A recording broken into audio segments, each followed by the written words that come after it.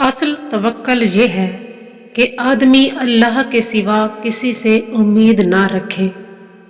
جو اللہ سے ڈرتا ہے وہ کسی سے نہیں ڈرتا، اور تمام چیزیں اس سے ڈرتی ہیں، اور جو خدا سے نہیں ڈرتا وہ ہر چیز سے ڈرتا ہے۔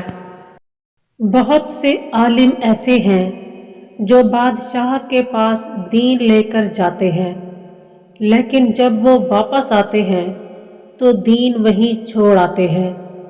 جس نے بخیل سے سوال کیا اس نے اپنے آپ کو ذلیل و خوار کیا۔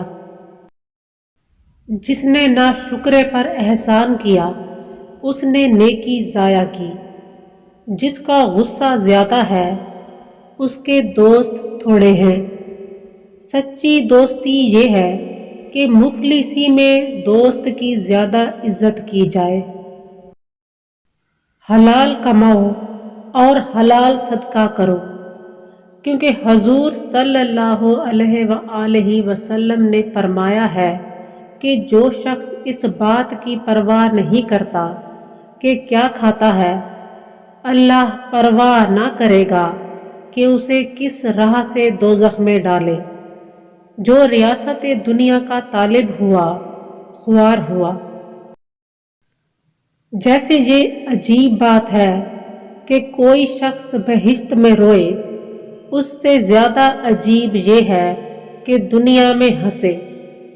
اگر علم اللہ کی رضا کے لیے حاصل کیا جائے تو اس سے بڑھ کر کوئی اور نیکی نہیں، مگر اکثر لوگ رضائے حق کے لیے علم حاصل نہیں کرتے بلکہ دنیا کے شکار کے لیے جال بناتے ہیں۔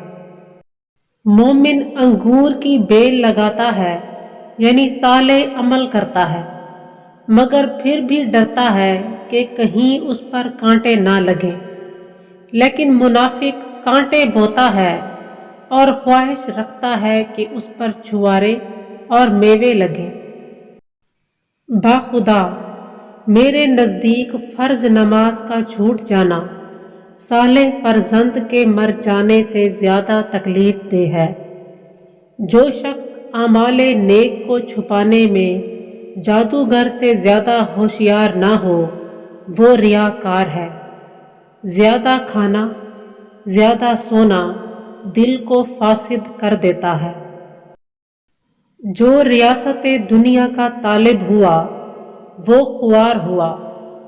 اگر ساری دنیا مجھ پر حلال کر دے تو میں اس سے اسی قدر شرم کروں گا جس قدر تم مردار سے کرتے ہو۔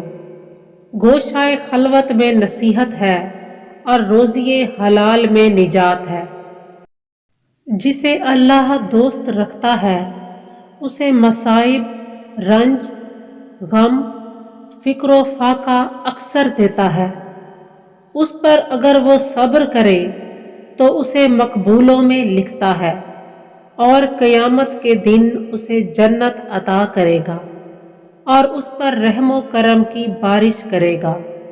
اور اللہ جنہیں دشمن رکھتا ہو ان پر اکثر دنیا فراخ کرتا ہے۔